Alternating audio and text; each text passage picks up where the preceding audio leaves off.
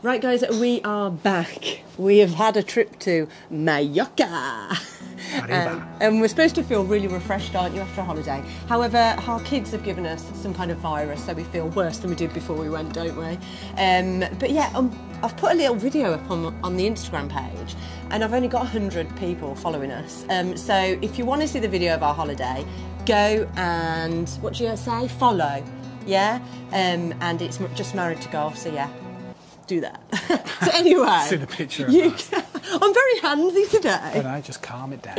I'm a bit wild. I've had a coffee. So, do you want to explain what we're doing today? No. Well, you've played. Yeah, I did 18 holes, which should be before this video. First of all, it was exhausting, but I loved every minute. Looking back at the footage, my driver work is crap. Well, I think, yeah, sort of. So Russ is going to really help me, and hopefully it'll help you guys as well. So, what was I doing, Russ? Well, basically, what we're trying to do in the golf swing is obviously we set up with the club aiming in the direction where we want it to go, and then we want to be able to produce a golf swing where we can obviously return the club in there, right, in the same direction. And consistency with it. Consistency. No, yeah. And this is why we have in golfing terms like the term swing plane, right? So swing plane is a really good reference. If I sort of draw a line on the screen, if we can kind of get the club moving up the plane line, and then my club shaft works parallel to it, it comes down the plane line, and this is the best route for the club to travel back to the golf ball.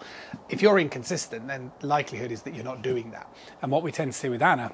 Did you put that B-roll up? Sure. You'll see it now, what I'm doing. Sure. So you've had this sort of problem, obviously. Ever since I started. Well, yeah, and it's progressively gets better. But then, obviously, when you went out to play, I wasn't there.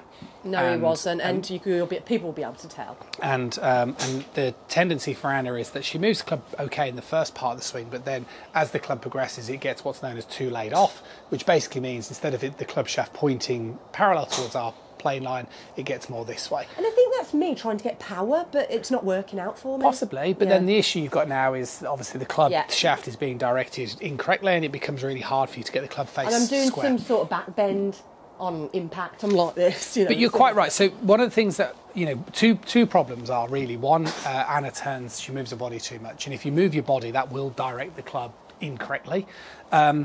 And the other one is just too much arm rotation. So the correct position for Anna, and I think this is what you mean, is it's going to feel like you're not moving as much. Not moving as much. Well, you've told me, because I overmoved, to not even move my bottom half. Just actually don't even move. So let's run through those then. Okay. So the first, the drill that we spoke about a little while back, actually, is that sort of prayer drill. So the right hand underneath the left. Yeah, very good. I've put that on my shorts. And then, and the idea with that exercise is because I like the idea of... you know, somebody like Anna or anybody trying to get the feeling of the left arm moving up to the chest. Yeah. So if you do that again, so this is really good. Now, if you stay there for a sec, if you start turning too much, do you see what I mean? Yeah, it's like it directs the club and the left arm incorrectly. And I did that on practice today. I knew my arms were going wrong, so today I just went like that, and I could see I was doing it wrong. So that was very good visually for me. So what that exercise does is it encourages less lower body movement. Yeah. The second thing you've got to work on is that sensation of the club looking at the ball for longer. And my only way to say how I feel, what that feels like, is it feels like it's an extension to my arm. Somebody commented on that, I can't remember the comment, but they asked something about, will that not give you the distance or something? Not give you something. I guess that's well, someone said, wouldn't that, an extension of your arm, surely that would give you less distance or something? No, I get that. I understand that idea. I think we can discuss that. But anyway, let's not lose too much. So you'd have to hit this one necessarily, but just show us like what you're trying to do. Okay, so what I'm trying to do is just... that. Yeah, better. Is that better? That's okay. And then what we want to do, just bring the club back down. We want to try and, I'm trying to encourage Anna to make it feel like it's more vertical. So if you go back again, so it's more, there you go. Yeah.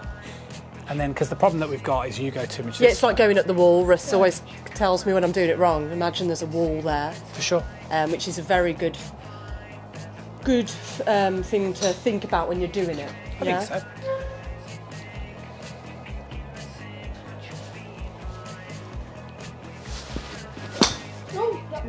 Yeah, so that's the one I don't like, obviously. And that's the similar fault that happens with the irons as well. That's when the contact goes. Okay. So, and what was I doing then? Well, that'd have been too much movement. Yeah. God, Anna.